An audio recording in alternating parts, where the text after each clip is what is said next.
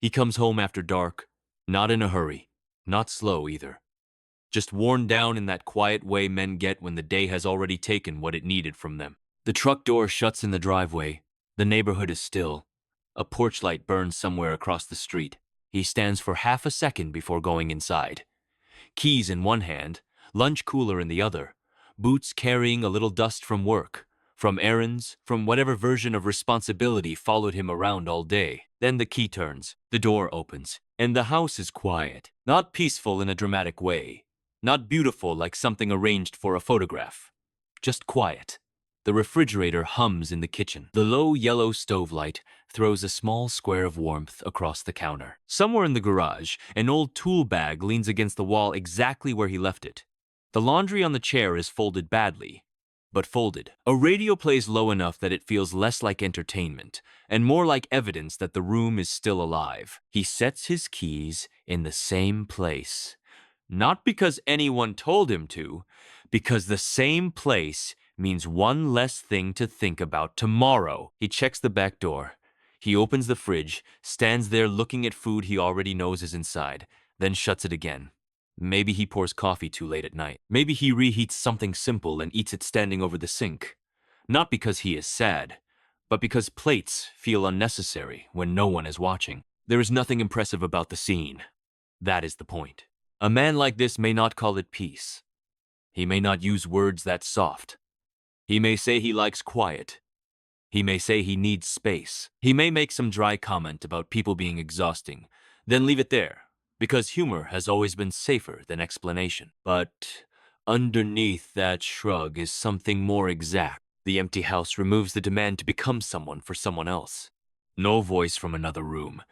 No television fighting the silence. No questions waiting in the hallway. No emotional weather to read before he can even take off his boots. For a few minutes, nobody needs anything from him at all. From the outside, it may look lonely. From the inside, it may feel like the only place where his nervous system finally unclenches. To understand why this quiet feels so necessary, you have to understand what it is protecting him from. This is where the empty house becomes more than a preference. It becomes a room without an audience. For a man like this, company is not always unpleasant. He may enjoy people in controlled doses. He may like his children visiting, an old friend stopping by, a neighbor over the fence, a brother calling while the game is on. He is not against connection. He is against translating himself. Because somewhere along the way, he learned that being around people means reading the room before he is allowed to relax. Is someone upset? Did he say too little? Did he say too much? Is there tension he is supposed to notice? Is there a conversation waiting that begins casually and ends with him defending a feeling he barely knows how to name? That is the part people miss. The empty house does not simply remove noise. It removes social monitoring. It removes the invisible scan, the checking of tone, the measuring of expressions, the quiet calculation of whether he is needed, blamed, expected, or pulled into emotional weather he did not create, but may be asked to manage. For many Gen X men, love and responsibility became tangled early. To care meant to fix. To be present meant to be useful. To be strong meant to absorb discomfort. So inside their homes, they can carry the posture of a man on duty. An empty house lets that posture drop. No one is asking him to explain why he is quiet. No one is mistaking his tiredness for anger. No one is rearranging his silence into a problem. The chair can be just a chair. The hallway can be just a hallway. The evening can pass without performance. This does not mean he feels nothing. Usually, it means he feels too much in ways he was never trained to display cleanly. His emotional language was built through action. If something broke, he fixed it. If someone needed a ride, he drove. If the grill needed lighting, the oil needed changing, the leak needed stopping, the bill needed paying, he handled it. That was how he said, "I am here." But modern closeness often asks for a different language. More words, more disclosure, more interpretation. For a man raised on restraint, that can feel less like intimacy and more like exposure. So the empty house becomes a controlled field, a place where nothing has to be decoded. It is solitude. but not always isolation. Solitude restores him. Isolation can shrink him. Most of these men live somewhere in between, protecting their peace, while quietly wondering why peace sometimes feels like distance. And this pattern did not begin in middle age. It began long before he owned the house he now comes home to, before he ever had a mortgage, before the garage belonged to him, before the quiet house became something he chose. There was another empty room. A boy comes home from school with a key in his pocket. Maybe it hangs from a shoelace under his shirt. Maybe it is hidden under a flower pot nobody would trust now.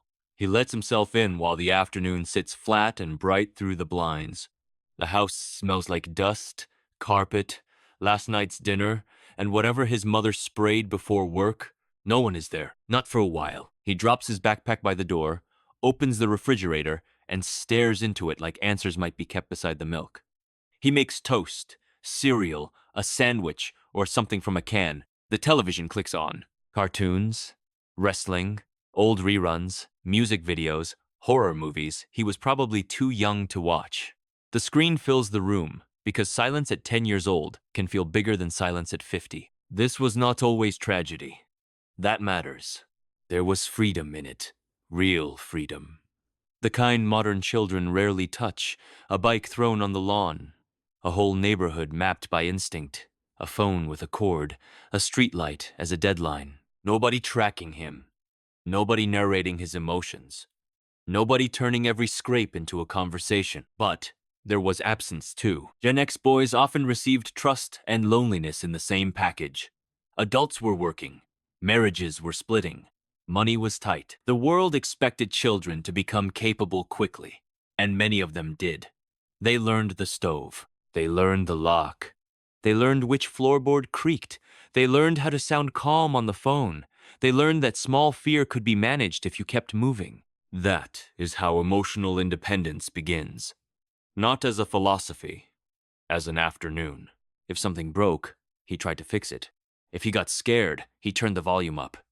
If he felt forgotten, he called it freedom, because freedom had more dignity than admitting he wished someone was home. This is the part that stays with a man. The empty house becomes the first place where he discovers privacy, risk, imagination, and control. It is where he learns that boredom can be survived, hunger can be handled, fear can be hidden, loneliness can be renamed. A boy who spends enough afternoons alone may stop expecting the world to come check on him, and later, when he is grown, that old wiring does not disappear. It follows him into marriage, fatherhood, divorce, work, and the late rooms of his own life. He may not remember every afternoon, but his body remembers the pattern. Empty space means no one is watching. No one is correcting. No one is asking him to explain the feeling before he has even understood it. The objects mattered too. This was an analog childhood.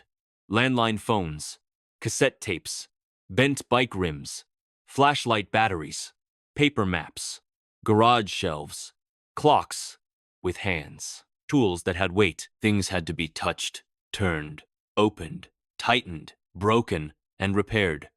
Competence came through the hands, so the adult man who prefers an empty house may not be rejecting the world.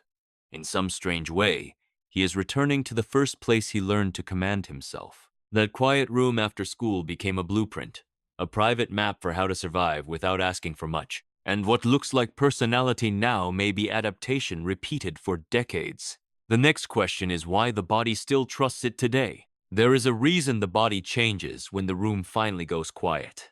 A man may not describe it scientifically. He may not talk about the nervous system, overstimulation, or emotional regulation. He just knows that when the door closes and the house settles, something in his shoulders drops. His jaw loosens, his breathing gets lower.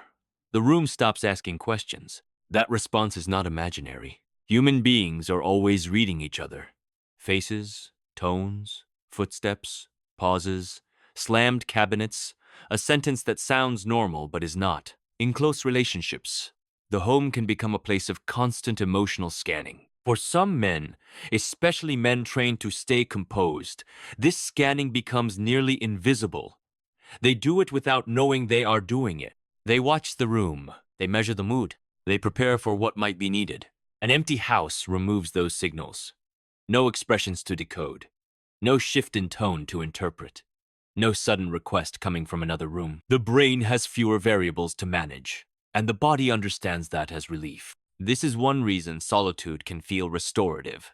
Research on stress and attention repeatedly points toward the same basic truth.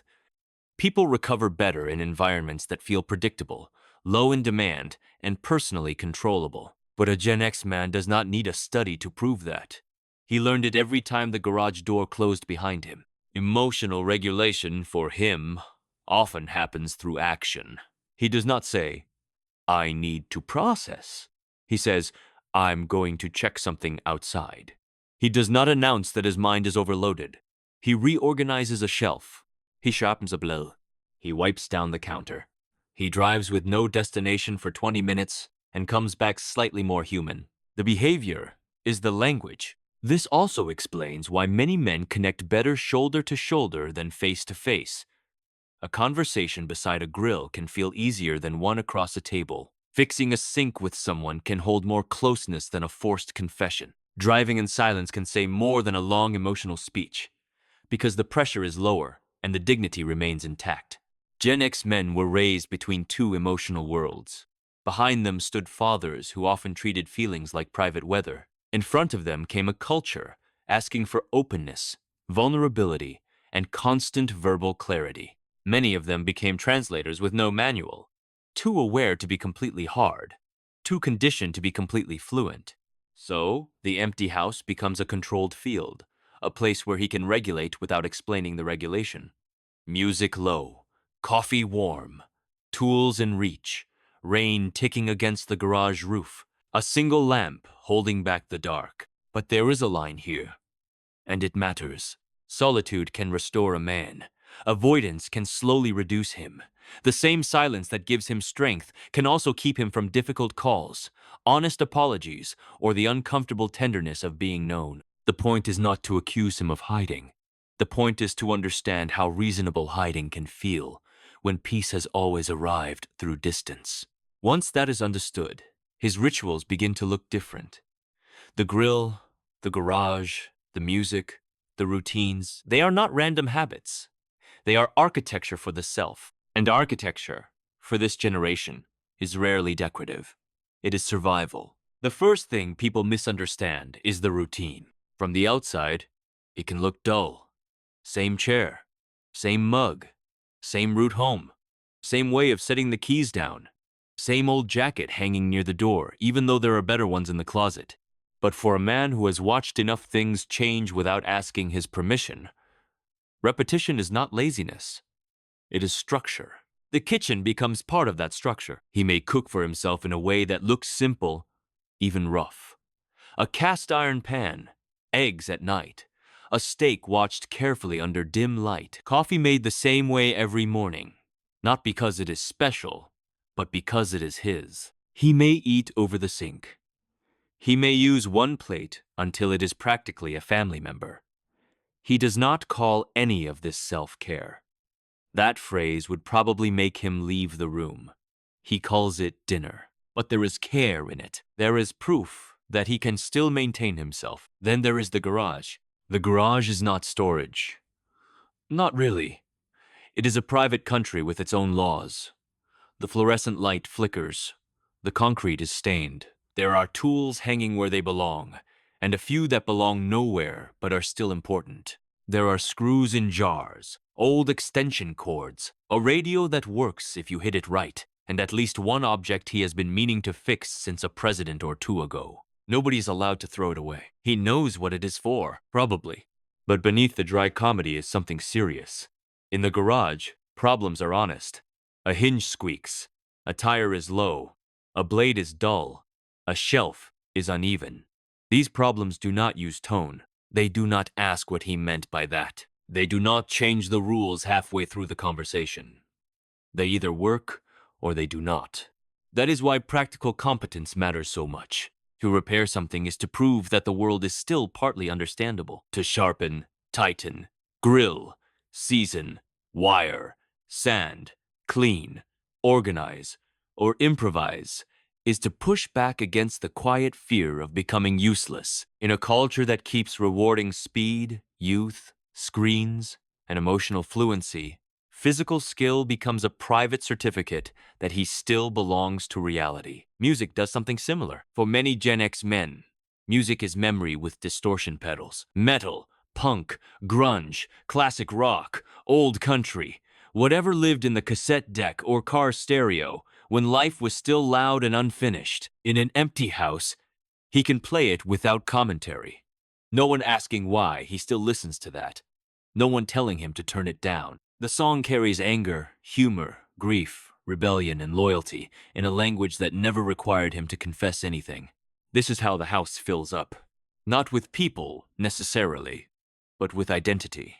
The chair, the grill, the smoker, the tool drawer, the coffee mug, the old records, the cables no one understands, the weekend project that expands into 3 weekends.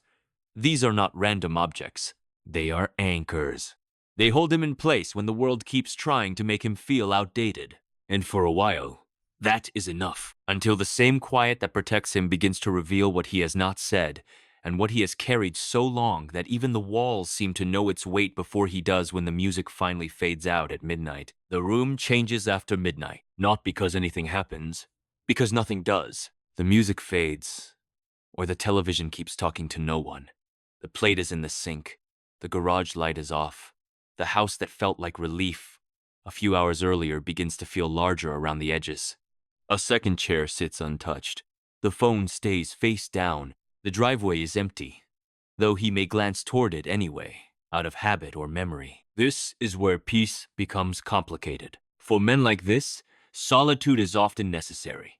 It gives the body a place to recover from noise, obligation, disappointment, and the constant requirement to be useful. But isolation does not always announce itself. It moves in quietly. It borrows the same clothes as peace. It says, "Stay home. You are better here." It says, "Do not call. They are busy." It says, "Leave it alone.